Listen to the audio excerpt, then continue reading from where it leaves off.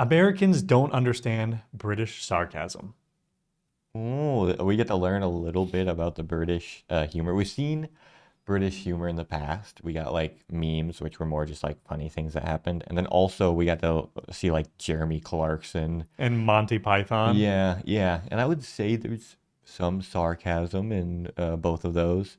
Monty Python's more of what would you say, like slapstick or like exaggerated humor in some Yeah, I don't know ways. how you describe that. It's just like it's very British. Yeah, You it only is. see that in like British movies, but it's like not on the nose. I don't know how you describe Monty Python. British. It's its own thing. Yeah, it's its own But thing. Jeremy Clarkson, he definitely had the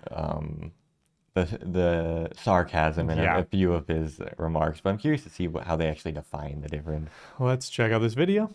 Here we go. Do you know that awkward moment when a British person makes what they think is an obviously sarcastic comment and American responds with complete sincerity? I know you do. I do. It's happened to me a million times, and it happens everywhere. In offices, shops, restaurants. Does she say it happened to her as the American, where she was like, wait, what? I guess so, yeah. I found that I do this. I say sarcastic things to people, and then they just don't get it. Yeah. They're just like, wait, really? Why? And then I'm like, I was just kidding. We actually, if you guys don't know, we are vloggers. We have a vlog channel, and we post vlogs all the time. And especially for us in Asia, when we would walk around, we make sarcastic jokes all the time, and we do it in the same tone as like how we normally talk. And it's very rare that people would get it. We definitely made the same ones in the UK, and people understood them more, I think. Yeah, I think so. So I'm curious, like in this video, if she's gonna say like that type of sarcasm is British or not. Anywhere Brits and Americans might interact. The British person stands there thinking, how did they miss that? While the American walks away wondering why British people say things they clearly don't mean. Americans often genuinely struggle to pick up on British sarcasm, while Brits can't fathom how anyone misses something so obvious. In this video, we're talking about American versus British sarcasm and why the Americans in your life are confused by what you're saying. Now, Americans do use sarcasm, but it's like a neon sign. It's very obvious, it's very exaggerated, and it's usually delivered with a particular tone that makes it impossible to miss. When an American is being sarcastic, they'll often use dramatic emphasis, roll their eyes, or use very vocal cues that scream to the other person, I'm not being serious here. It's sarcasm, but with training wheels and designed to be foolproof.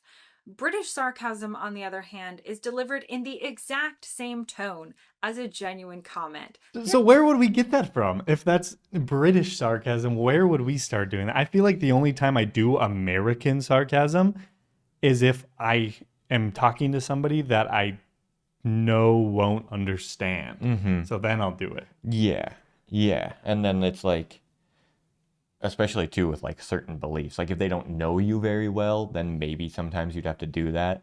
But yeah, that's exactly the jokes we would make. I mean, specifically to my cousin, which is your brother, I would do the dry, just sarcasm, and he would be like, wait, why? Why would you do that?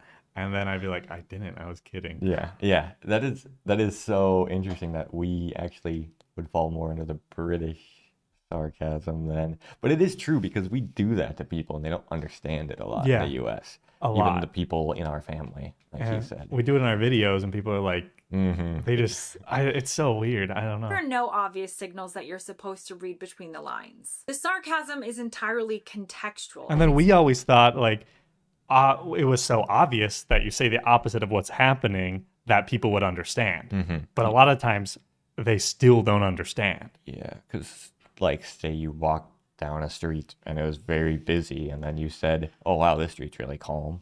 In the same tone we normally would, we might get a comment saying, what are you talking about? That street was very busy. Like, oh, It's interesting. Very get it. dry. Now, here's where it gets complicated because British sarcasm relies on shared cultural understanding and the fact that you're betting that you're both on the same page. When a British person says, lovely weather, isn't it? During a thunderstorm, they're assuming you're on the same page that this is not lovely weather. It's raining, it's thundering, it's storming. Of course it's not.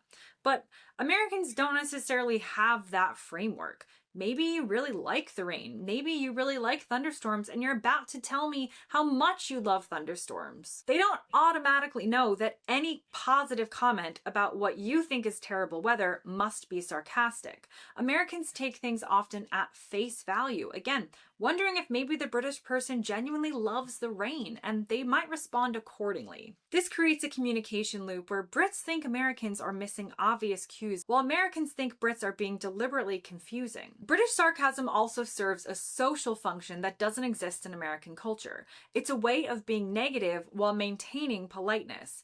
In Britain, directly saying the service is terrible feels aggressive and confrontational. But saying, well, this is excellent service, sarcastically, allows you to express the same sentiment while technically staying within the bounds of polite conversation. Americans don't have this social constraint. American culture is much more direct about expressing dissatisfaction. It is an interesting point. I do think, like, if somebody randomly came up to me and said, like, I don't know, if somebody came up to you and said this random sarcastic statement and you don't know who this person was, what do you think you would think? Yeah, that is the hard thing too. I feel like for us at least, a lot of the sarcasm is based off knowing who we are, not necessarily just assuming it's the opposite. Because the jokes we make, we know each other very well. So if we say something that's out of line from what we would normally say, the other person knows it's sarcastic and it's a joke. But if it's someone we don't know at all, it definitely would be harder to know if they were joking.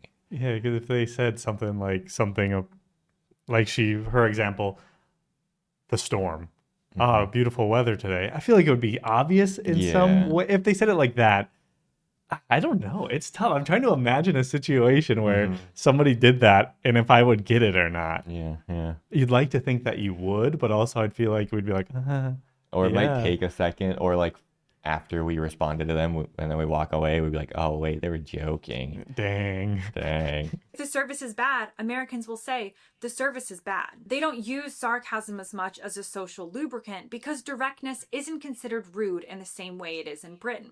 This means Americans aren't always listening for the subtle negativity hidden inside apparently positive statements because in the UK was very polite. The times we went there, we were just in London for a while. If you want to check out our vlogs, you can check it out on the vlog channel.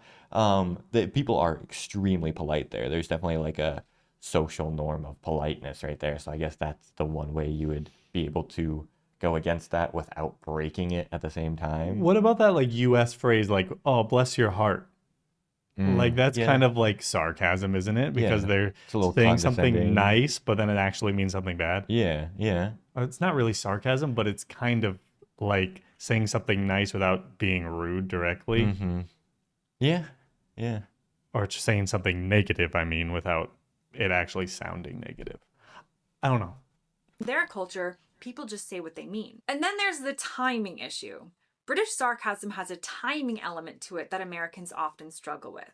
Brits will often deliver sarcastic comments with perfect deadpan timing, leaving just enough pause for the sarcasm to sink in. But if you don't know you're supposed to be listening for sarcasm, that pause just feels like awkward silence. Americans fill awkward silences. It's what we do. It's a cultural reflex. So when a British person delivers a sarcastic line and waits for recognition, Americans often rush in with a genuine response, completely missing the intended. I was going to say, I wonder if this relates in any way to American small talk earlier, and it definitely could connect to that because awkward silence is the worst. And then Americans always, with the small talk element, you don't necessarily work sarcasm into that too much because it's kind of just like, oh, we're doing this thing, the small talk. And then it would be weird if it's all like, oh, I'm good. How are you? Especially if it's a stranger. Yeah, the stranger part. Beat. Now, this can frustrate Brits who feel like Americans are steamrolling over their carefully crafted jokes. And then we have understatement. British culture loves understatement, and sarcasm is often used to extreme understatement effect. A British person might describe a complete disaster as a bit disappointing, or a brilliant success as not too shabby. The sarcasm comes from the obvious mismatch between the reality not too shabby as a bit disappointing, or a brilliant success as not too shabby. I use that phrase all the time, not too shabby. Yeah. And then like we make that joke all the time. Like we're like, oh, what would happen if this happened and then you like died? And then we're like, oh, that would kind of suck. Yeah. Kind of like that in a sense, like downplaying it. Or like when we had like this unfortunate day on our most recent trip to Canada, and we just like, is this considered sarcasm when we just go, what a day, like that? They just like, man, what a day today. Yeah. Is that it? I guess in a way, yeah, technically. I mean, that could be taken as negative, but it also, I feel like, should be positive. Yeah. Normally you'd be like, wow, what a day, in a good way, and we said it as like the opposite. We're trying to connect here. Yeah, come on. Sarcasm comes from the obvious mismatch between the reality and the understated description. American culture doesn't do understatement in the same way. Americans tend to match their language to the scale of the situation. A disaster is described as a disaster, a success as a success. When Americans hear British understatement, they often take it very literally. And then you have the self-deprecation angle.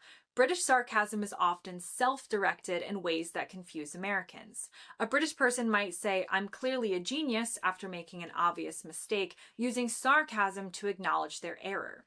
Americans who come from a culture that values positive self-talk often don't recognize this as sarcasm because the idea of sarcastically putting yourself down seems counterintuitive. In American culture, if you've made a mistake, you either acknowledge it directly or try to minimize it. The British approach of highlighting your mistake through sarcastic self-praise feels confusing. Americans might even think the British person genuinely thinks they're a genius, which makes the whole interaction even more bewildering. Now, interestingly, Americans who watch a lot of British television tend to get better at recognizing British sarcasm. Shows like The UK Office, Peep Show, and Blackadder provide a training ground for understanding how British sarcasm works. Now, the funny thing is, once Americans understand how British sarcasm works, they often find it even more entertaining than American-style sarcasm.